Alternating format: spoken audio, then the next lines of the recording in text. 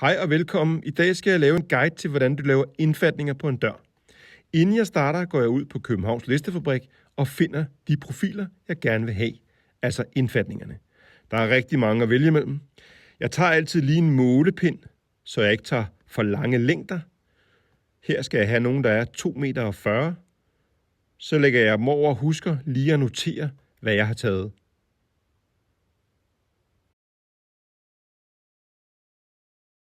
Prøv lige at se det her profil. Det er super lækkert. Så tager jeg min lille vinkel og får lavet 5 mm, så jeg kan tegne platten, altså afstanden fra kammen og ind til indfatningen, og det streger jeg af på kammen.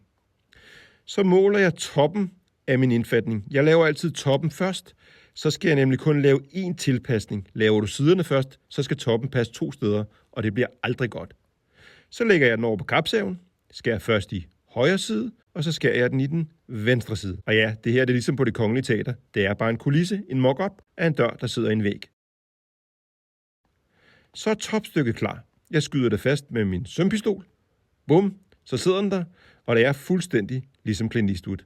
Det er jeg vild med. Så skal jeg have lavet mine sidestykker. Først venstre, og så højre. Og det er altid kæmpe nice at se profilerne komme sammen. Og husk så et lille tip. Med lim og dykker går det aldrig i stykker.